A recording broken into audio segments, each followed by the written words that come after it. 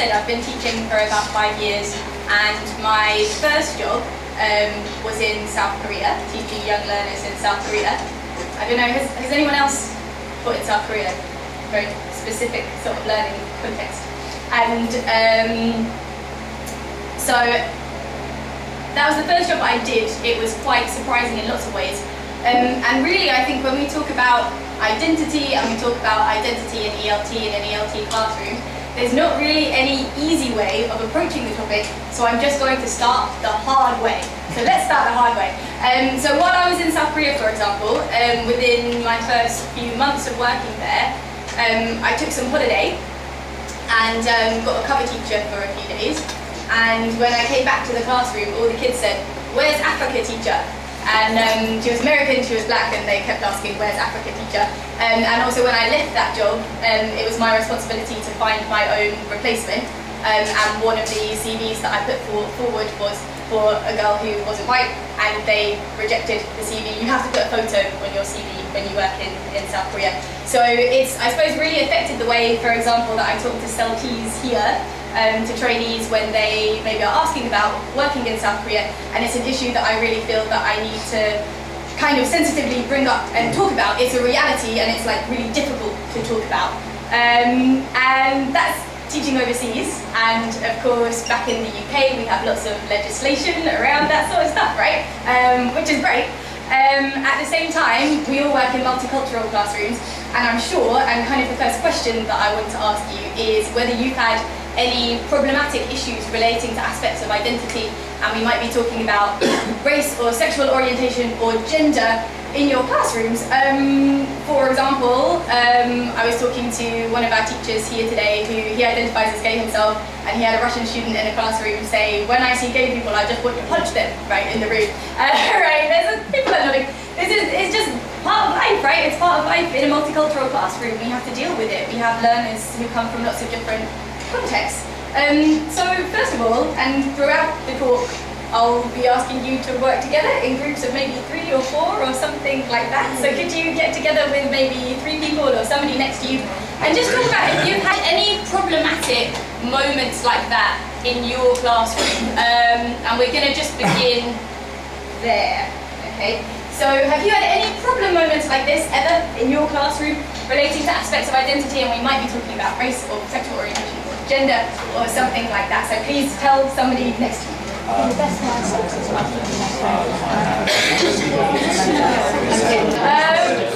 guys, can we come back together and maybe share any examples that you were talking about in your group of any kind of tricky moments like this where it's a bit hard to know what to do in that moment? Any examples that anybody could share at all? Yeah. I think this is more aspects of identity and how students see themselves. I teach Chinese students, and they often say, "Oh, we don't want to communicate. We're Chinese students. We don't communicate. We just want to write and just want to use tasks." So I think sometimes that can be an issue of them identifying themselves. Student self-image, yeah. in terms of that sort of identity. Cool. Anything else? When I was working in Malta, there was quite a lot of Libyan students. Yeah. Mostly very friendly, but there was one guy, he said he didn't mind working with anyone, but he didn't want to work with other Libyan women. Mm-hmm. They work with women from other countries, but not Libyan women. Sure. Yeah. Interesting. Definitely. And there's occasionally, there's been occasional moments, probably as a female teacher as well, where you're slightly aware of an element of hostility, maybe in that sense. It didn't exactly come up in the classroom, but it was just a comment that came up in a break that was just a bit unfortunate, where a student from Ukraine said, "I can't speak to people who are Russian. I just don't want to work with anybody who's Russian." Yeah, sure. That kind of stuff, right? And it's kind of part of life. And the same as you say in breaks, and I also run the coordinated social program at the school as well. And I had a guy recently, a Kurdish guy recently, who's brought up the topic of gay marriage and gay families, and was just saying that kind of thing of, "Oh, well, it's okay, I don't have a problem with gay people, but it's not really natural for, if we're thinking about like families and children and stuff, it's not really natural." And it's kind of, you're sort of, placed in this difficult situation in the classroom, especially I think even more so than in social situations, because somehow you're seen as the kind of arbiter of these kinds of debates or issues, and you know, sometimes feel like very, very ill-equipped. So I guess an important question to start off with is, do you think that it's part of our job to solve those kinds of problems or disputes? Not necessarily solve them, but to at least sort of, you know, not ignore them. Maybe address them or something like that. I had a student actually who, you know, and I got, we were talking about likes and dislikes. Yeah. And I'm afraid gay people came up in his dislikes box. Yeah, and yeah. then I talked to him afterwards and I said, you know, you do realise that maybe you weren't aware of this, that this could be very offensive to some people. And I said, this could be discriminatory. Yeah. And then when I explained that to him, he was actually quite reasonable. And he said, oh, I didn't realise. Yeah, for sure. And obviously, like our students, the same way as us when we've worked in Malta or South Korea or whatever, they're negotiating a very complex set of circumstances, right, in lots of different ways, and maybe adapting to a culture that they're not familiar with and to conventions that they're not necessarily familiar with, exactly the same as I was when I was in South Korea, for example.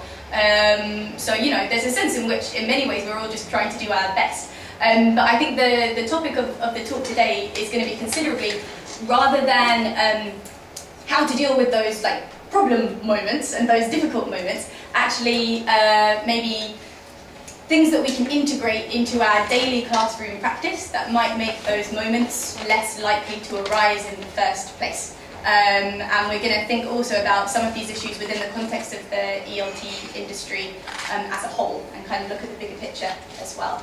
Okay, so in terms of whether it is or not our job to solve those sorts of problems, and I agree that solve is a ridiculous word to use with those sorts of problems, but is it part of our job to address the problems? I think it is, for two reasons, one of which is related to our legal responsibility, and the second reason is related to maybe a kind of sense of pedagogical responsibility, and both of those things I think are quite important when we talk about these sorts of situations. Okay, so first of all, maybe if we have a look at we've all probably had to do the prevent training and all that kind of stuff, right? So as ELT practitioners, we do have a legal responsibility under the prevent duty.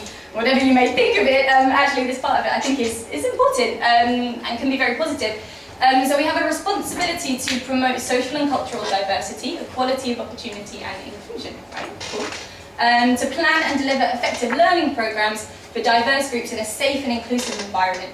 And really, I hope that everything I say today, nothing is to do with diminishing the quality of materials of learning. It's just thinking about how we might assess materials, for example, not only for their pedagogical work, but also maybe for the way that they make students feel in the classroom, and whether it engenders respect in them for each other.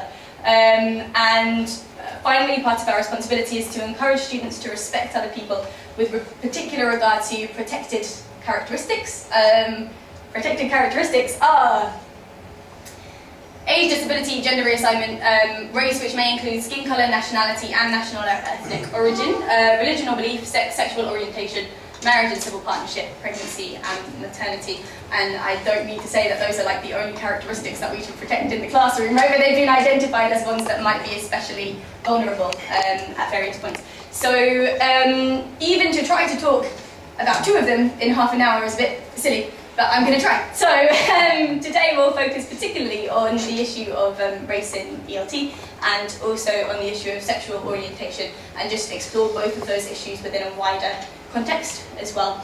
So those are our legal responsibilities. Further to that, if we just think about what we're doing as language teachers, we might want to think about personalization and second language acquisition. So from Thornbury, the mental and emotional effort that's involved in finding personal associations with a language item is likely to make that item more memorable, right? A kind of accepted tenet maybe that we all operate by. Personalization provides the cognitive and affective depth that we think it takes for a student to kind of hold on to the language that we teach them. In that case, we might want to think about issues like this, and this next slide is taken from a presentation given by Simon Dunton at last year's English UK conference. I don't know if anybody was there. It was wonderful, and I'm really indebted to him for a lot of the ideas and the research in this presentation, and so I could say that to be clear from the start. This is some research that he did during his master's, and researchers found that queer learners are frequently evaluating their comments to avoid accidental disclosure of their sexual identity in class. Obviously that depends on the context, depends on the class, but you might think about other students in the class and other contexts that they might have come from, and you might be able to understand why. Classrooms potentially lack the necessary space for queer students to speak honestly as themselves, and affordance increasingly seen as crucial in the development of second language proficiency. Okay, so maybe in terms of personalization, in terms of acquisition, these issues might be quite important there as well, you know, quite practically and quite objectively. So, let's talk about it. Protected characteristic number 1, race. Okay, so, this is from a book called Race, Empire and English Language Teaching by Suhanthi Mutha, creating responsible and ethical anti-racist practice. English, she finds and cites many other researchers too. English is evocative of racial identity. Caucasian identity is associated with English and marks non-native speakers of English as non-white and foreign. English's tight connections to whiteness are also made evidenced by the frequency with which overseas language schools advertise for teachers who are white native English speakers. And just in case you're in any doubts about that, here's a 2012 advert from ESL Teachers Board. You might be able to see in the bold text there. We are currently seeking for 2 white teachers to start work one day. Okay, this is, you know, it's very commonplace. And I found in South Korea sometimes it wasn't as explicit as that, but they require you to put a photo on your CV, and that's one of the reasons. So lots of evidencing about that. This will come back in later on, but I think what's important to remember is not necessarily that this is a huge problem in the ELT industry in the UK, but just that some of our students might have come from learning contexts like that, and that might affect their relationship to their teacher and how well they're learning in the classroom. So it's something that we might want to think about or intervene in from time to time. Okay, very good. So, I'm going to give you some materials to have a look at, because a lot of this talk will be thinking quite practically about maybe selection, adaptation and supplementation of materials to kind of address or redress some of these issues within the ELT industry. So I'd like to put you in an imaginary situation, and all of the people that I mentioned in this slide are real people and friends in some cases. Okay, so all of this really comes out of like very personal experience and things I really care about a lot. So I hope it will make sense. Imagine that you are Samantha, you are an experienced English teacher, you were born and raised in London, both your parents are Ghanaian. I'd like you to imagine that the class that you're teaching includes Frankie, who is a learner originally from Cameroon, so his first language is French, but he now lives and attends university in Germany. Nika, a learner from Spain, her mother is Dominican. And Philip, a learner from Germany, and Shin, a learner from Japan. And even though this terminology can be difficult, I'm going to put down everybody's skin colour, ethnic origin, the way that they might identify or how they might be identified by others. Okay, so Sam is black, Frankie is black, Nika is mixed race, Philip is white, Shin is Japanese. Okay, no, he's Japanese. So, these are your learners, these are the people that you're thinking about. This is the teacher. In the imaginary situation, you are this teacher, okay, you are not you are this teacher. And I'm going to give you a set of materials, and please could you work in groups because I need to keep this quite fast. So you're going to get a few different sheets of paper. If you could work in maybe groups of 3 or maybe groups of 4, and just if each of you could take 1 sheet from the materials or 2 and have a look at them. And the questions I'd like you to answer are, would you use these materials in class? Do you think they're useful? And how might they make people feel about their own or their teacher's racial identity in the classroom? Okay, thank you, Matthew.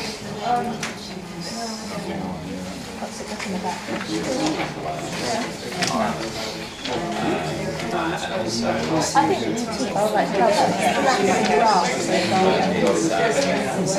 is the only way you can see. I really like It doesn't help that English people do self-identify as English.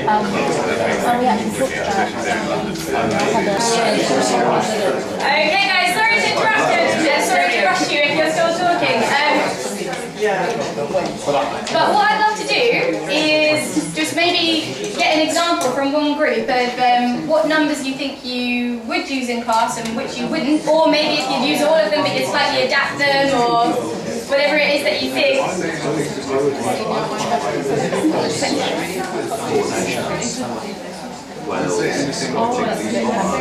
That's quite. Any examples? Which numbers would you use and which numbers wouldn't you use? If we think about 1, 2, 3, 4, 5, 6, right? Would you use 4? Would you use 4? We like 4. We like 4. Maybe wouldn't use. Yeah. Like 1. Okay, cool. We like 4 from Taboos and Issues. Why do we like 4? I think it allows a bit more. Yeah. A bit more distance Yeah. from. And also lots of different opinions, whereas Yeah. something like 1 is very specific to. Something like 1 is specific to. Too specific to the UK. Just saying things like, ask learners to name 4 countries of the UK and the people who live in each country, which can only be Scottish, English, Northern Irish and Welsh, therefore. Ah, okay, cool. A little bit. If you just have a look at number 1 again and just have a look at 4, a little story 4 here, because I don't know if it is quite as reductive as that. I did a couple Yeah, of it things. mentions about Jamaica being Yeah. really so. Yeah, I We're one just of think, for example, it could help students that come to London as a very multicultural city. There's a way in which it touches on the history of multiculturalism or immigration into the UK that might be quite useful, maybe. Oh, yeah. Yeah. If you're doing life in the UK, Yeah. it's quite fundamental. Yeah. People need to have a sense. I know it might seem very obvious to us, but it's It's not to unfamiliar. students. So you have to. I very often have to explain not Yeah. just the history, but the grammar of the United Kingdom, Yeah. Great Britain, and then get into Northern Ireland, etc. So Sure. it's actually, I think fundamentally speaking, it's very valuable to enable students to perceive that this is a kingdom of different nations. Yeah, absolutely. Yeah, and I say as well also that, I mean, certainly if I think about South Korea and I think about that context and the students that come here, there's a sense in which if you're their teacher and you were born here and you're a native speaker but your skin's not white, that might be something that's like a little bit unfamiliar or jarring and needs to be explained in certain ways and not necessarily made a huge thing of it, but something that I appreciate maybe about 1 is that it gives them quite useful information and vocabulary about the UK and kind of what it is, but it also just touches on the fact that not everybody who identifies as British might look the way that some students might expect them to look or whatever. So I think that maybe is quite important and worth examining. So maybe, I don't know, I would use 1. I would use 4, but like really, really carefully. Yeah. Like, I mean, so carefully. I mean, what might you need to be careful about? Yeah, maybe like very, very, very carefully kind of defining and giving lots of examples of stereotype, like that word, like treating that very lexically and kind of really, really exploring what that means so that you all have a lot of distance when you then go into actually talking about stereotypes, maybe? I think a lot of German students could get offended by what they say about Germans. Definitely. I think it's a bit scary, and also it's very like unitary in what your nationality is, right? Yeah. Germans are this, Japanese are this, blah blah blah blah. You know, my friend Sam might not feel exactly that way. She has like quite strong cultural links elsewhere, as lots of people do. And so to see, I think nationality as being so unitary and so kind of this is something that I would just be really careful with. And again, I wouldn't say don't use it, and like none of this talk is about like don't use it, but I think just being really mindful about how you use it, maybe.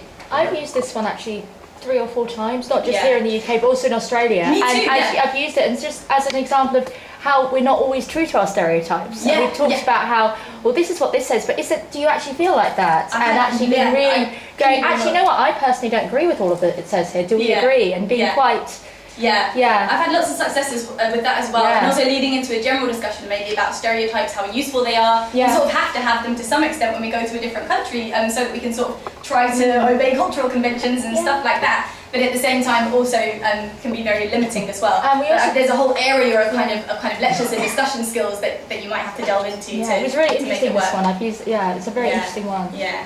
Cool. Okay. Awesome. Any others that you think? Let's very quick think about the pronunciation ones.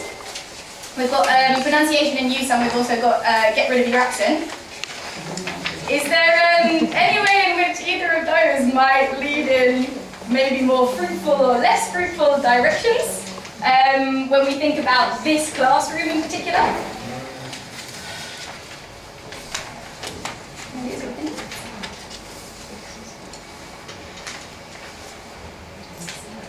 I would argue, and we'll move on to this, but again, the exercises in Get Rid of Your Accent are not only very much geared towards a sort of a Southern English accent as being the right one, but also don't even really make any reference to other accents or to different objectives that you might have in kind of acquiring an accent. Pronunciation and use now not only has this sort of list of features that might be more or less necessary and kind of allows learners to formulate pronunciation objectives with reference to their real objectives rather than some model that we've kind of plucked from somewhere for maybe dubious political reasons. Also, every unit in the book, when it teaches vowel sounds like R or it has a note and it makes reference to the unit of the book that treats how that vowel sound is dealt with, for example, in American accents, in Scottish accents, and it's very, very sensitive, I think, to different pronunciation objectives. And for me, that's a much more positive way to go, maybe especially in a classroom like this.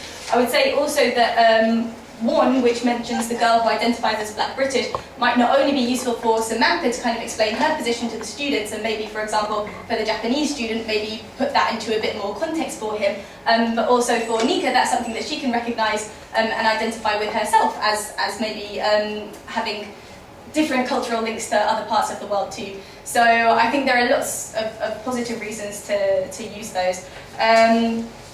Okay, we've probably got to move on. But I would say in general, yeah, 4, I should be really careful with. I like 1 and 3, just both because they mention identifying as British or as Scottish, but maybe having coming from a background that's more diverse than that. And I much prefer pronunciation in use because it's much more sensitive to more realistic pronunciation objectives and maybe more progressive pronunciation objectives as well. But that's that.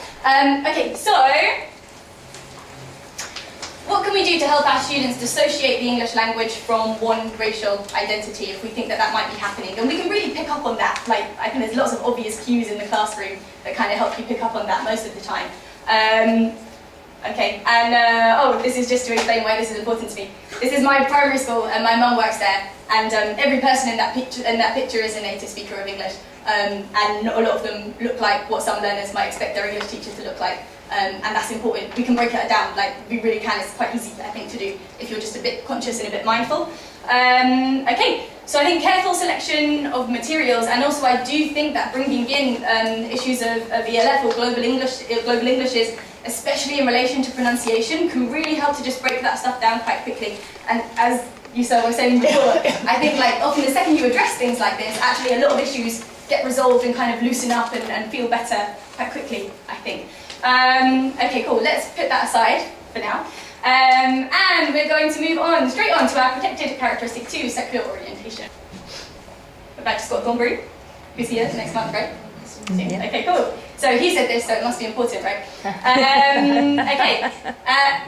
Gayness is about as omitted as anything can be in ELT.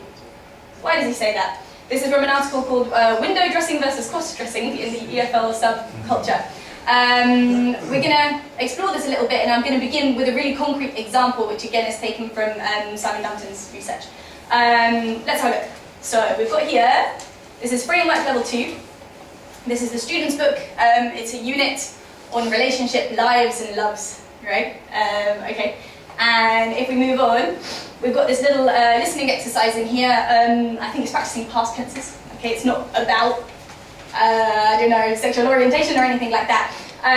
So it's just a little story, and each story is about a couple meeting for the first time.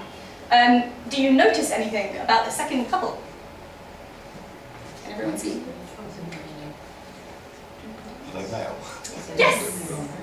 Okay, so I showed this to a colleague earlier, and he was like, I've never seen a gay couple in a textbook before. So there they are! Wow, cool! That's so exciting. What year was it published?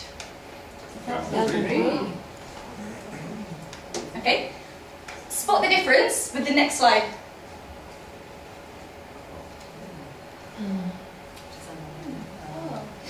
What happened to Simon?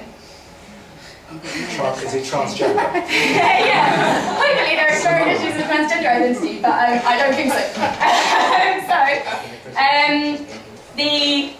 The gay couple has metamorphosed into a straight couple.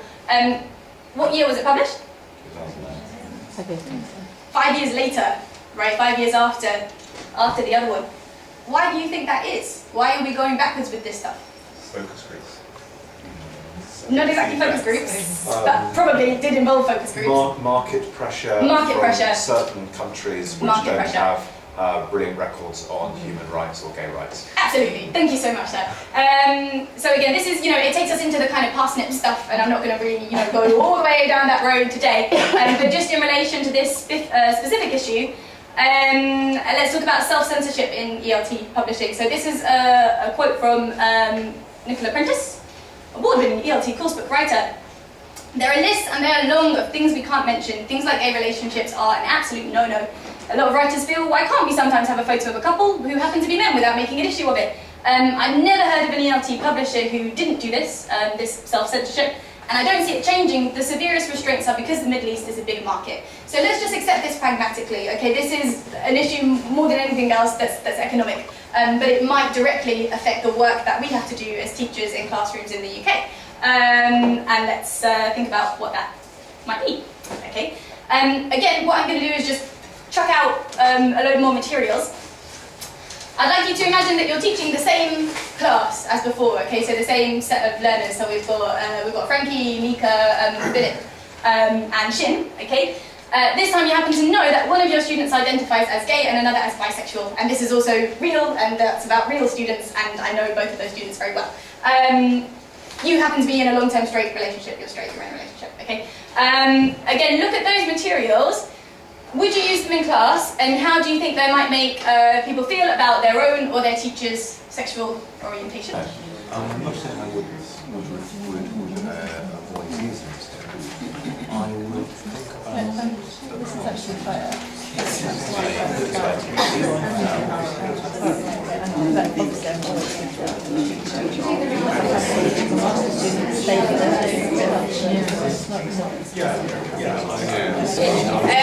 Okay, let's talk together. Which materials would you definitely not use? Okay, in our group we're having quite strong feelings about the using vocabulary number 5. Yeah. Because for us, it's not whether anybody is straight or bisexual and alright being in a relationship or not. It's just, is this inappropriate, this depth, is this appropriate? Yeah. Okay. Okay. To talk about in class when you've got mixed age of students, Yeah. mixed nationality of students who possibly don't know each other. So that might be a sensitive topic anyway, and it might engage other characteristics such as age. For me, some of this is not about somebody's sexual Yeah. orientation, it's just about the appropriateness of the situation. Okay, cool. Yeah, that's fine. So 5, maybe not. that's very harsh. Okay. Anything else?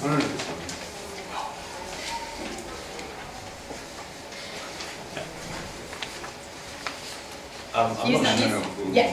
Gays and jobs. All right. How do we feel about gays and jobs? I'm going to read you a sentence from Gays and Jobs. Do you think that there are any jobs which homosexuals should not be allowed to do? Consider these: childminder. Which, I mean, I really hope, I don't want to be personal, but I really hope you don't use that, please. Like, please don't. Okay. So, gays and jobs might be problematic. Anything that you think you would use, or anything that you wouldn't use for a different reason?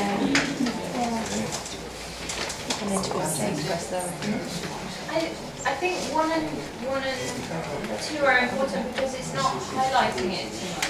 Yeah. I think the biggest problem with what you were saying, I don't think we should put a big sign around it and say, yeah, let's talk about this because it shouldn't be a specific topic that we explicitly talk about. It should just be something that is That comes normal up. and if your students want to approach that issue, then you talk about it. But if not, it's just in the text and it's something we accept as as much as if it's a straight couple or if anything else. Like, Yeah. I mean, I agree. And what I'd say is probably that there seem to be two major problems with kind of LGBT plus issues in ELT and in textbooks in general. So what we might like to think about, we might like to think about it in terms of two issues, one of which is just invisibility. I can't tell you how hard it is to find any materials where these words are even used, okay, or where same-sex couples are presented at all. So invisibility is a big problem, and obviously that's because of global markets and self-censorship and the issues that we touched on before. The other issue is othering, which is if you look at materials in 4, for example, yeah, okay, the words gay and lesbian and stuff are used, but it's very much in the context of like, would you care if your employer was gay? You know, and it's like, it's very, very gay as other, and it doesn't take into account in any way that students in the classroom reading this might be gay themselves. It kind of brings it up as a sort of objective debate, and it's not integrated in any sense. Exactly as you said, it's put in this separate field as something that gets debated maybe, and that's when that lexis comes up. Whereas in reality, obviously, it's woven into the texture of people's everyday lives. It doesn't need to be like that. And what we might see a little bit more in materials 1 and 2 is a little bit more attempt, just as you said, of just integration. It's just no big deal. The problem is that materials won't support you with this. So unlike with questions of maybe kind of more racial or cultural diversity, which are addressed quite well in lots of books, it's just being a bit careful. This stuff you won't find much support with materials. So given that we don't really have materials, what can we do? Okay. One suggestion, and if we look back to number 5 you might think scrap it, it's also a bit ageist and it's just a bit crap and like not very good. If you were going to use it, and just I would say this is the case in maybe lots of different materials, it's really, really easy to just slightly de-gender stuff. So like, rather than presenting something just as it is, just, you know, having a look at the pronouns and like, if it's talking about relationships or dating, is it always like a man and a woman, blah, blah, blah, blah. And that's so easy to change, you know, like, or just board it instead, 2 people meet, you know. So I think that's something that's very, very easy to just tweak a little bit in your materials sometimes, is just make it less the only couples are straight couples kind of thing. Also, I would argue, or I definitely do this as part of my teaching practice, is just to incorporate maybe LGBT plus references quite naturally and quite informally when you're giving models or examples in class, and again, not necessarily making it the focus. So an example, the other day, I come from class and I want them to talk about their weekend and I want them to keep asking follow-up questions to their partner. So I'm like, I'm going to talk about my weekend, keep asking me lots of follow-up questions, and I say, so this weekend I went to the zoo, and the student says, who did you go with? And I say, my friend Emma and my friend Matty and his boyfriend Eric. We all thought it was really amazing, but Matty didn't like it, right? Now, probably any students that are quite sensitive to these issues in class, rather than bristling, maybe have barely really noticed because I say Matty didn't like it, and they're like, oh, why didn't he like it? It's the zoo, you know, or whatever.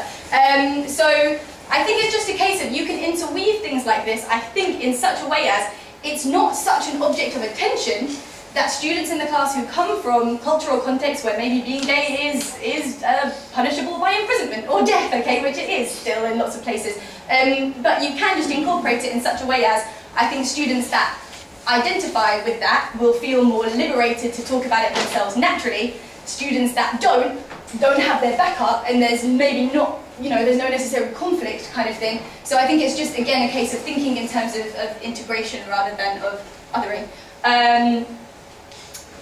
Similarly, thinking about integrating certain vocabulary into just regular areas of lexis. And I heard maybe some people talk about levels, that this really depends on level. But I think even from quite low levels, you can start integrating, for example, if you're looking at vocabulary for family and you're like, let's do a brainstorm on the board, depending on the class and how you're feeling and stuff like that, yeah, you're going to have a mother, a father, an aunt, and daughter-in-law and stuff like that. What if there's 2 dads? What if there's 2 mums? We call those same-sex parents. You know, it's something that I think you can work on just integrating in a kind of a no-big-deal kind of way, and I think it's part of our job to do that. So that's some stuff that I think you can do to make it better. and make it less likely for those moments of conflict and kind of adversity to arise. All right. I think this can make a real difference.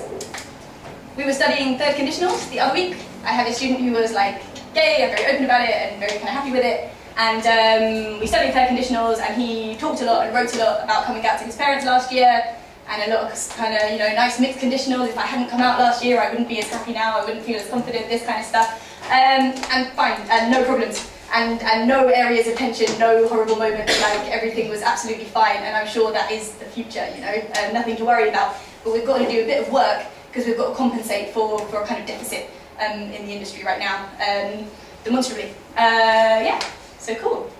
Thanks. Thanks, Philip. What nationality was that person? He was German. Okay, cool. Sum up. Not as late as I thought. We have a legal responsibility to ensure respect for protected characteristics under the prevent duty. Personalization is important, language acquisition.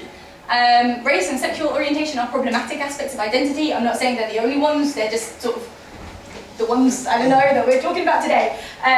Problematic aspects of identity in ELT classrooms.